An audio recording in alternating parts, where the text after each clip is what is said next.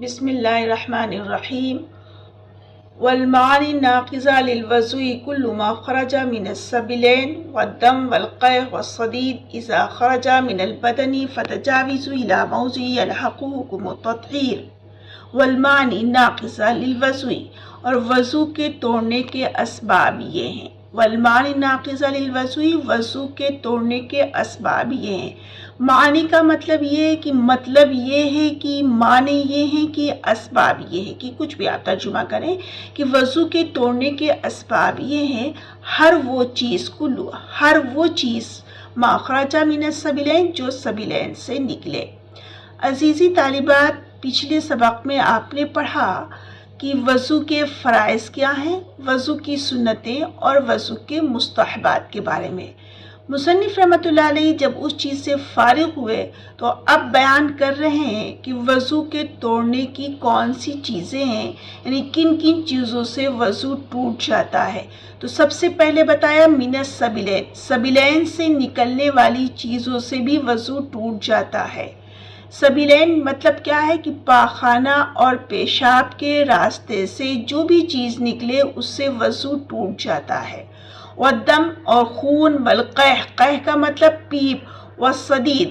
اور صدید یعنی کچلا، مطلب کیا ہے کہ خون اور پیپ جو ملا جلا ہوتا ہے، جو سیال، اسے کچلا کہتے ہیں، صدید کہتے ہیں۔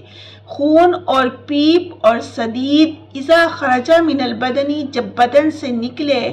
فتجاوز الی موضوع، اور اپنی جگہ سے متجاوز کر جائے، اور جس پر تطہیر کا حکم لاحق ہوتا ہو اس سے بھی وضو ٹوٹ جائے گا۔ یعنی خون اور پیپ اگر اپنے جگہ سے دوسری جگہ کی طرف بہہ جائے تو بہنے کی صورت میں کیا ہوگا، وضو ٹوٹ جائے گا۔ اب سوال یہ اٹھتا ہے کہ اگر بہے نہ اور بہنے سے پہلے اس کو اسی جگہ پر پوچھ دیا جائے تو بھی کیا وضو ٹوٹ جائے گا؟ سمجھ آ رہا نا سوال کیا کر رہے ہیں؟ سوال کیا ہے کہ اگر اپنی جگہ سے نہ بہے بلکہ کیا کہہ رہے ہیں کہ اسی جگہ پر بہنے سے پہلے اگر پوچھ دیا جائے تو کیا بھی وضو ٹوٹ جائے گا؟ تو کیا کہتے ہیں کہ خون بہنے کی دو صورتیں ہیں، ایک بالقوہ اور دوسرا بالفعل۔ بالقوہ مطلب کیا ہے کہ بہنے کی اگر اس کے اندر صلاحیت تھی، یعنی اتنی مقدار میں تھا خون، اگر اس کو چھوڑ دیا جاتا تو بہہ جاتا تو بھی وضو ٹوٹ جائے گا، اور بالفعل یعنی اس کو روکنا ہی ممکن نہ ہو، لہٰذا کیا کہہ رہے ہیں کہ اس سے بھی وضو ٹوٹ جائے گا اگر وہ اتنی مقدار میں ہے کہ اگر اس کو چھوڑ دیا جاتا تو اپنی جگہ سے وہ متجاوز کر جاتا۔ سمجھا ہے نا کہ خون والدم، خون والقیء پیپ، والصدید اور صدید جب بدن سے نکلے اور متجاوز کر جائے دوسری جگہ کی طرف جس پر تطہیر کا حکم الحاق ہوتا ہو۔ والقیء اذا کان من الفم، اور قیء بھی کیا ہے، ناقض وضو میں سے، وضو کو توڑنے والی چیز کیا ہے، وہ قیء ہے، لیکن شرط کیا رکھی، اذا کان من الفم، جب کہ منہ بھر کر ہو، اذا کان من الفم، فم منہ، جب کہ منہ بھر کر ہو تو قیء سے بھی وضو ٹوٹ جاتا ہے۔ اب قیء کی بھی تین صورتیں ہیں، ایک کیا صورت ہے کہ تکلف کے ساتھ منہ میں بھرے رہے، اور ایک کیا ہے بے تکلف کے ساتھ منہ بھر کے ہو، اور ایک تیسری چیز کیا ہے کہ منہ میں قیء لیے ہوئے بات کرنا ناممکن ہو۔ تینوں صورتوں میں وضو ٹوٹ جائے گا، یعنی چاہے منہ میں تکلف کے ساتھ لیے ہوں، چاہے بے تکلف کے ساتھ منہ بھرے ہوں، یا پھر بات کرنا ناممکن ہو تو بھی وضو ٹوٹ جائے گا۔ والقیء اور قیء اذا کان من الفم، جبکہ منہ بھر کر ہو۔ والنوم اور نوم، سونا بھی کیا ہے، وہ نواقض وضو میں سے ہے۔ والنوم اور سونا مستجیان او متکیان او مستندن، کہ یا تو چت لیٹا ہو یا ٹیک لگائے ہو، یا پہلو کی ٹیک ہو یا تکیے کی ٹیک ہو، او متکیان او مستندن، یعنی پہلو سے ٹیک لگائے ہو کر سو جائے، یا پھر تکیے کی ٹیک لگا کر سو جائے، یا چت لیٹ کر سو جائے تو بھی نواقض وضو ہے۔ الی شیء لو ازیل لسقط عنہ، اگر ایسی چیز کی طرف ٹیک لگائے ہو کہ اگر اس کو ہٹا دیا جائے، لو ازیلا لسقط عنہ، اگر اس سے وہ چیز ہٹا دی جائے اور سونے والا گر جائے تو نواقض وضو میں سے ہے، کیونکہ نوم کیا ہے، وہ مفاصل اعضاء میں سے ہے، اعضاء ڈھیلے ہو جاتے ہیں اور جس سے ریح کا خروج ممکن ہوتا ہے، اس وجہ سے نوم کیا ہے، وہ نواقض وضو میں سے ہے۔ نوم سونا اپنے آپ میں نجس نہیں ہے، نجاست ہونے کی وجہ کیا ہے، سبب کیا ہے، مفاصل اعضاء۔ مفاصل اعضاء یعنی جوڑوں کی ہڈیوں کا ڈھیلا ہونا، جس سے ریح کا خروج ہونا ممکن ہے، اور انسان سونے کی حالت میں ہے چونکہ، تو اس کو کچھ پتہ ہی نہیں چلے گا، اس وجہ سے سونا کیا ہے، وہ نواقض وضو میں سے ہے۔ والغلبۃ علی العقل بالاغماء، اور عقل کا مغلوب ہونا بے ہوشی کے ذریعے سے، یعنی ایک ہوتا ہے عقل کا مغلوب ہونا بے ہوشی کے ذریعے سے، جب بے ہوش شخص ہو گیا تو اس کی عقل چونکہ مستور ہو گئی،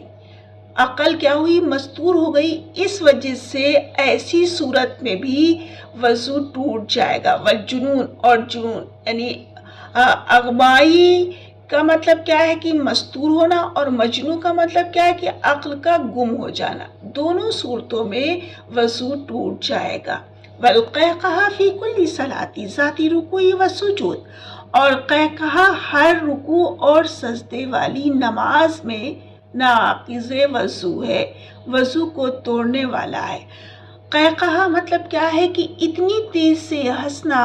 کہ برابر میں بیٹھنے والا شخص سن لے، یعنی قہقہ لگا کر ہنسنا۔ قہقہ سوال یہ اٹھتا ہے کہ قہقہ تو اپنے آپ میں کوئی نجس چیز نہیں ہے، پھر قہقہے سے وضو کیوں ٹوٹ جاتا ہے؟ جبکہ جواب اس کا یہ دیا گیا ہے کہ چونکہ 6 صحابہ سے روایت ہے جس میں انہوں نے بیان کیا ہے کہ قہقہ جو ہے وہ نواقض وضو میں سے ہے، لہٰذا 6 صحابی بیان کرنے کی وجہ سے یہ حدیث مرفوع ہو جاتی ہے، لہٰذا احناف نے مرفوع حدیث کی وجہ سے قیاس کو ترک کر دیا۔ قیاس کیا تھا کہ قہقہ جو ہے وہ نواقض وضو میں سے نہیں ہونا چاہیے، کیونکہ قہقہ اپنے آپ میں کوئی نجس چیز نہیں ہے۔ تو جواب کیا دے رہے ہیں کہ مرفوع حدیث کی وجہ سے احناف نے ترک کیا ہے قیاس کو، لہٰذا کیا کہہ رہے ہیں کہ قہقہ بھی کیا ہے، نواقض وضو میں سے ہے۔ فی کل صلاۃ ذات رکوع و سجود،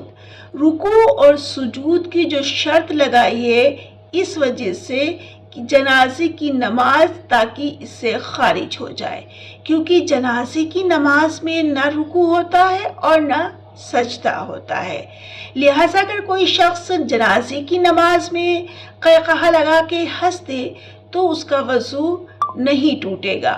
لیکن اس کے علاوہ اور نمازوں میں خواہ سلام پھیرنے کے وقت ہی کیوں نہ قہقہ لگا کے ہنس دے، تب بھی اس کا وضو ٹوٹ جائے گا۔ تو مصنف رحمۃ اللہ علیہ نے یہاں پر نواقض وضو کو بیان کیا۔ ایک سب سے پہلی چیز کیا بیان کی، سبیلین سے جو نکلے وہ نواقض وضو ہے،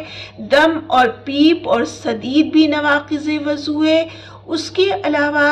قے بھی نواقض وضو ہے، اور نوم بھی نواقض وضو ہے، اور عقل کا مغلوب ہونا، جنون ہونا، یہ بھی نواقض وضو میں سے ہے، اور قہقہ بھی نواقض وضو میں سے ہے۔ سمجھ میں آیا نا؟ مصنف رحمۃ اللہ علیہ نے نواقض وضو کا اس عبارت میں ذکر کیا۔ انشاءاللہ کل دوسرا سبق پڑھیں گے، جب تک کے لیے اللہ حافظ، السلام علیکم ورحمۃ اللہ وبرکاتہ۔